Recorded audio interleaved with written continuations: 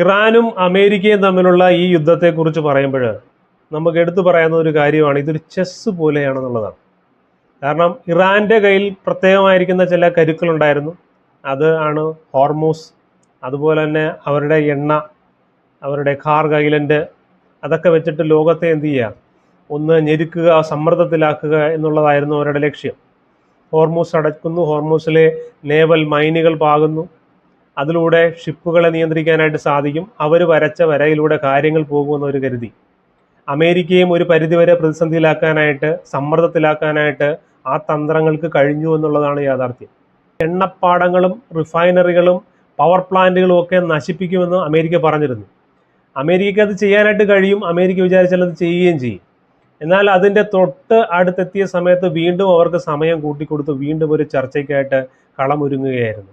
Iran അവിടെ അവരുടെ പ്ലാന്റുകളെ സംരക്ഷിക്കാനായിട്ട് അവരുടെ പൗരന്മാരെയാണ് എന്ത് ചെയ്തത്, അവിടെ കവചമായിട്ട് ഉപയോഗിക്കാനായിട്ട് തയ്യാറായത്.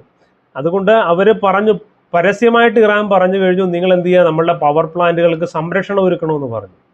തങ്ങളുടെ രാജ്യത്ത് എന്തെങ്കിലും ഒരു അപകടം നടക്കാൻ വേണ്ടി പോകുന്നുവെന്ന് കണ്ടു കഴിഞ്ഞാൽ അവിടുത്തെ നല്ല ഭരണാധികാരികളാണെന്നുണ്ടെങ്കിൽ അവിടുത്തെ ജനങ്ങളെ അവിടെ നിന്നും ഒഴിപ്പിക്കുന്നതായിരിക്കുന്ന ഒരു രീതിയാണ് നമ്മൾ എല്ലായിടത്തും കണ്ടിരിക്കുന്നത്. പ്രത്യേക സ്ഥലം ആക്രമിക്കപ്പെടാൻ വേണ്ടി പോകുന്നു എന്ന് പറയുമ്പോൾ അവിടുത്തെ പൗരന്മാരെ അവിടുന്ന് എത്രയും പെട്ടെന്ന് നീക്കുവാനായിട്ടേ ശ്രമിക്കുകയുള്ളൂ ഒരു ഉത്തരവാദിത്തപ്പെട്ട ഭരണകൂടം എന്ന് പറയുന്നത്. എന്നാൽ ഇറാൻ്റെ ഭരണകൂടം പറഞ്ഞ കാര്യം എന്ന് പറഞ്ഞാൽ അവരുടെ പവർ പ്ലാന്റുകൾക്ക് സാധാരണ പൗരന്മാർ പോയി കാവലിരിക്കാനാണ് പറഞ്ഞത്. കാവലിരിക്കുമ്പോൾ ശരിക്കും പറഞ്ഞാൽ അതിലൂടെ അവർ പറയാനായിട്ട് ഉദ്ദേശിക്കുന്ന ഒരു കാര്യമുണ്ട്. അത് മറ്റൊന്നുമല്ല, ഇവിടുത്തെ പൗരന്മാരെ മനുഷ്യ കവചമാക്കുകയാണെന്നുള്ളതാണ്. ഇത് തന്നെയാണ് ഹമാസ് ചെയ്യുന്നത്, ഇത് തന്നെയാണ് ഹിസ്ബുള്ള ചെയ്യുന്നത്, ഇത് തന്നെയാണ് ഹൂതികളും ചെയ്യുന്നത്. വീണ്ടും ഒരു ചർച്ചയ്ക്കായിട്ട് അവസരം ഒരുങ്ങി എന്നുള്ളതാണ്.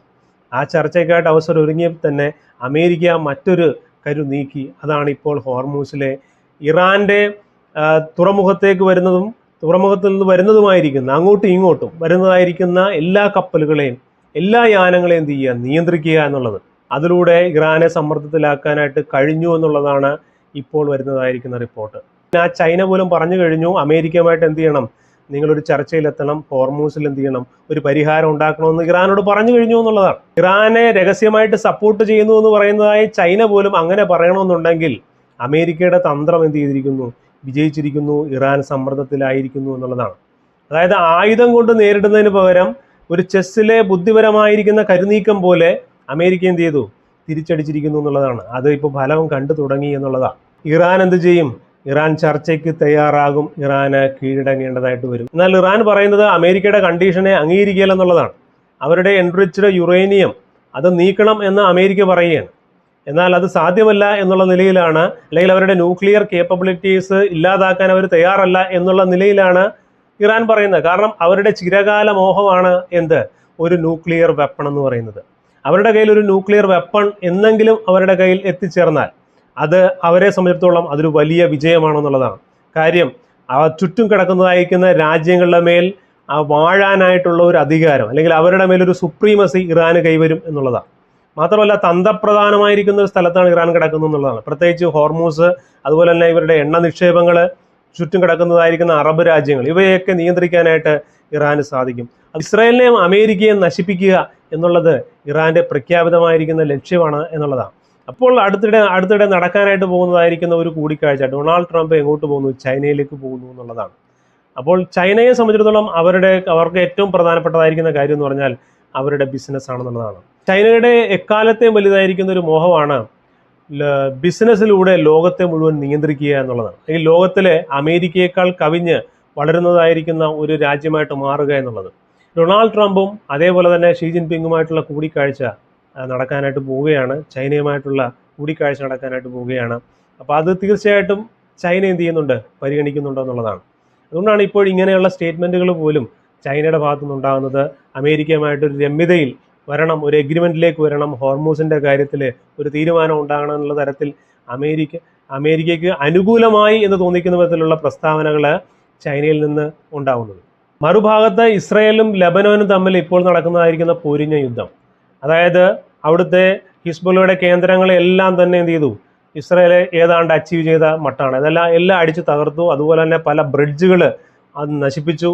മാത്രമല്ല അവിടെ ഒരു ബഫർ സോൺ സൃഷ്ടിക്കാനായിട്ട് ഇസ്രായേൽ ശ്രമിച്ചുകൊണ്ടിരിക്കുകയാണെന്നുള്ളതാണ്. ഇസ്രായേലിലെ പൗരന്മാരെ സംരക്ഷിക്കുന്നതിന് വേണ്ടിയിട്ടുള്ളതായ ഒരു ബഫർ സോൺ, ആ ബഫർ സോൺ IDFന്റെ നിയന്ത്രണത്തിലേക്ക് നിലനിർത്തിക്കൊണ്ട് അതിനെ സംരക്ഷിക്കുക എന്നുള്ളതാണ് അവരുടെ ലക്ഷ്യം. അതിലേക്ക് അവർ പൂർണ്ണമായും എത്തിയെന്ന് പറയാനായിട്ട് സാധിക്കില്ല. ആ അവസരത്തിലാണ് ഇപ്പോൾ ഈ നിലയിൽ ട്രംപ് ഇടപെട്ട് ഒരു വെടിനിർത്തൽ ചർച്ച ഉണ്ടാകുന്നതെന്ന് പറയുന്നത്. ഇസ്രായേലിൽ തന്നെ ഈ വെടിനിർത്തലിനെതിരായിട്ട് വലിയ എതിർപ്പുണ്ടെന്നുള്ളതാണ് കാണാൻ കഴിയുന്നത്.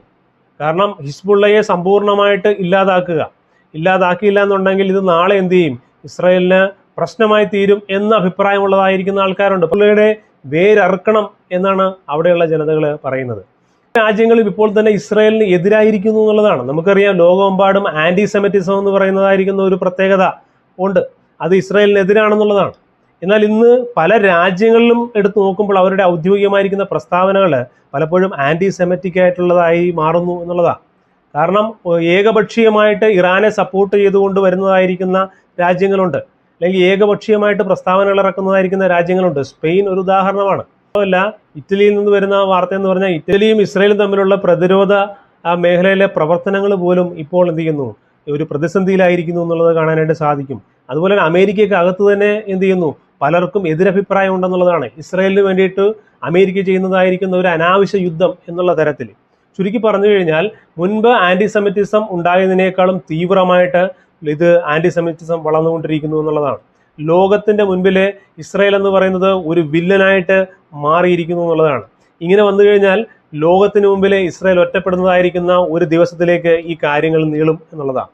അങ്ങനെ വന്നു കഴിഞ്ഞാൽ ഇപ്പോൾ തന്നെ അറിയാം, UN എന്ന് പറയുന്ന ഒരു സംഘടന എടുത്തു നോക്കിക്കഴിഞ്ഞാൽ അത് ഇറാനാണോ ഇസ്രായേലിനാണോ അനുകൂലം എന്ന് ചോദിച്ചു കഴിഞ്ഞാൽ, ഒരു തരത്തിൽ പറഞ്ഞു കഴിഞ്ഞാൽ അമേരിക്ക എന്ന് പറയുന്ന ആ രാജ്യത്തിന്റെ ഒരു നിയന്ത്രണം ഇല്ല എന്നുണ്ടെങ്കിൽ അത് തീർച്ചയായിട്ടും ഏകപക്ഷീയമായിട്ട് ഇറാനോ അല്ലെങ്കിൽ അതേപോലുള്ള രാജ്യങ്ങൾക്കോ ആയിരിക്കും അനുകൂലം എന്നുള്ളതാണ്. അവിടെയും ഇസ്രായേൽ എന്ത് ചെയ്യും, ഒറ്റപ്പെട്ടു പോകുന്നതായിരിക്കുന്ന ഒരു അവസ്ഥയാണ് കാണാനായിട്ട് സാധിക്കുന്നത്. ഇസ്രായേലിന്റെ യുദ്ധം ചെയ്യാൻ ഇസ്രായേൽ മാത്രമാവുന്ന ഒരു ദിവസത്തിലേക്ക് കാര്യങ്ങൾ പോകുന്നു എന്നുള്ളതാണ്. ചില ജനതയെ ഒഴിച്ചാൽ ഒരു നല്ലൊരു ശതമാനം ജനതയും ഇസ്രായേലിനെതിരായിട്ട് നിൽക്കുന്നു. ഈ മാധ്യമങ്ങൾ പോലും എന്ത് ചെയ്യുന്നു, ഇസ്രായേലിനെതിരായിട്ട് നിൽക്കുന്നു എന്ന് പറയാം. ചുരുക്കി പറഞ്ഞാൽ ഇസ്രായേൽ ലോകത്ത് ഒറ്റപ്പെട്ട് വരുന്നതായിരിക്കുന്ന ഒരു ചിത്രം നമുക്ക് കാണാം. ഇപ്പോൾ ഇത് ഭാവിയിൽ ഇത് ഇസ്രായേലിന് ഗുണം ചെയ്യുകയില്ല. ഇസ്രായേൽ ലോകത്ത് ഒറ്റപ്പെടുന്ന തരത്തിലേക്ക് കാര്യങ്ങൾ മാറും എന്നുള്ളതാണ്. ഇപ്പോൾ ഇസ്രായേലിൻ്റെ ബലം എന്താണെന്ന് ചോദിച്ചു കഴിഞ്ഞാൽ, അമേരിക്കയെ പോലുള്ള ഒരു ശക്തി കൂടെ നിൽക്കുന്നു എന്നുള്ളതാണ്. ഇപ്പോൾ ട്രംപിൻ്റെ സ്ഥാനത്ത് വേറെ ഏതെങ്കിലും പ്രസിഡന്റുമാരാണ് ഇവിടെ ഉണ്ടായിരുന്നുവെങ്കിൽ, അമേരിക്ക ഭരിച്ചിരുന്നുവെങ്കിൽ ഇതേപോലൊരു യുദ്ധം ഉണ്ടാകുകയില്ല എന്നുള്ളതാണ്. ഇസ്രായേലിനെ സഹായിക്കാനായിട്ട് ഇത്രയും വലിയ യുദ്ധക്കപ്പലുകളും അതുപോലെ തന്നെ എയർക്രാഫ്റ്റുകളും സൈനികരെയും ബലി കൊടുത്തുകൊണ്ട് ആരും മുന്നോട്ട് വരികയില്ല എന്നുള്ളതാണ് യാഥാർത്ഥ്യം. പക്ഷേ ഡൊണാൾഡ് ട്രംപ് എന്ത് ചെയ്തു, മുന്നോട്ട് വന്നു എന്നുള്ളതാണ് ട്രംപിൻ്റെ പ്രത്യേകത എന്ന് പറയുന്നത്. എന്നാൽ ട്രംപ് മാറിക്കഴിഞ്ഞാൽ ഇതേപോലെ ഒരു പ്രസിഡന്റ് ഇനി അമേരിക്കയുടെ ചരിത്രത്തിൽ ഉണ്ടാകുകയില്ല എന്നുള്ളതാണ്. ഇത് പരസ്യമായിട്ട് ഇസ്രായേലിന് ഇത്രയധികം സപ്പോർട്ട് കൊടുക്കുന്നതായിരിക്കുന്ന ഒരു പ്രസിഡന്റ് ഇനി അമേരിക്കയുടെ ചരിത്രത്തിൽ ഉണ്ടാകില്ല എന്നുള്ളത് യാഥാർത്ഥ്യമാണ്. മാത്രമല്ല, ഇനി വരുന്നതായിരിക്കുന്ന പ്രസിഡന്റുമാർക്കും ട്രംപ് എന്ന് പറയുന്നത് ഒരു പാഠമായിരിക്കും എന്നുള്ളതാണ്. ട്രംപ് ചാടിക്കേറി ഈ വിഷയത്തിൽ ഇടപെട്ടു, ഈ ഒരു യുദ്ധത്തിന് പോയതിൻ്റെ കെടുതികൾ എന്ത് ചെയ്യുന്നു, അമേരിക്ക തന്നെ വല്ലാത്തൊരു പ്രതിസന്ധിയിലേക്ക് പോയി എന്ന് കാണാനായിട്ട് സാധിക്കും. അതുകൊണ്ട് തന്നെ ഇനി വരുന്നതായിരിക്കുന്ന പ്രസിഡന്റുമാർ ഒന്ന് അമാന്തിച്ചിട്ട് എന്ത് ചെയ്യുള്ളൂ, ഈ ഇസ്രായേലിൻ്റെ വിഷയത്തിൽ ഒരു യുദ്ധത്തിനൊന്നോണം ഇറങ്ങി പുറപ്പെടുക എന്നുള്ളത് യാഥാർത്ഥ്യമാണ്. ട്രംപിൽ നിന്നും ഈ ഒരു പ്രതിസന്ധിയിൽ നിന്നും ഇനി വരുന്നതായിരിക്കുന്ന പ്രസിഡന്റുമാർ പാഠം പഠിച്ചുകൊണ്ട് ഒരുപക്ഷെ ഒതുങ്ങി നിൽക്കാനായിട്ടുള്ള സാധ്യതയാണ് ഉള്ളത്. അങ്ങനെ വന്നു കഴിഞ്ഞാൽ അമേരിക്ക എന്ന് പറയുന്ന ഒരു വലിയ ശക്തിയുടെ സഹായമില്ലാതെയാവുന്നതായ ഇസ്രായേൽ ലോകത്ത് ഒറ്റപ്പെട്ടു പോകും എന്നുള്ളതാണ്. അവർക്കെതിരായിട്ട് ഉള്ള യുദ്ധങ്ങൾ അവർ തന്നെ നേരിടേണ്ടതായിട്ട് വരുന്ന ഒരു ചരിത്രത്തിലേക്ക്, ഒരു കാലഘട്ടത്തിലേക്ക് പോവുകയാണെന്നുള്ളതാണ് യാഥാർത്ഥ്യം.